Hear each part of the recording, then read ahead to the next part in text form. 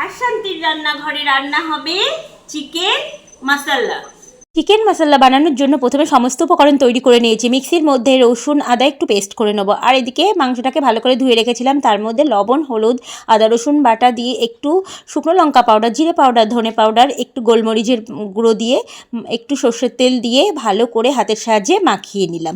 কড়াইটা গরম হয়ে গেছে, কড়াইতে পরিমাণ মতন তেল দিয়ে দিয়েছি। বন্ধুরা, তোমরা চাইলে এখানে আলু ব্যবহার করতে পারো, আমি করেছি কারণ আমার মেয়ে আলুটা ভালোবাসে তার জন্য।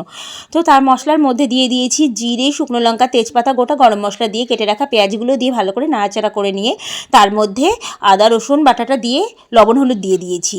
কাঁচা লঙ্কাগুলোকে ভালো করে কুচিয়ে কেটে রেখেছিলাম, সেটা দিয়ে তার মধ্যে শুকনো লঙ্কা আর একটু কাশ্মীরি লঙ্কার গুঁড়ো দিয়ে দিয়েছি কালারটার জন্য। এরপরে মশলা থেকে যখন তেলটা ছেড়ে দিয়েছে তার মধ্যে টমেটো পেস্ট করে রাখা টমেটোটাকে দিয়ে দিয়েছি, দিয়ে ভালো করে নাড়াচাড়া করে নিয়ে তার মধ্যে ম্যারিনেট করে রাখা মাংসটাকে দিয়ে দিয়েছি।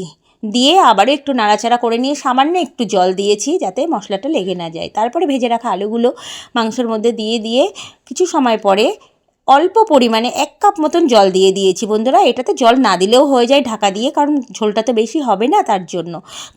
তারপরে আমি কি করলাম, গরম মশলা পাউডার দিয়ে ধনেপাতা ছড়িয়ে তৈরি হয়ে গেছে আমার চিকেন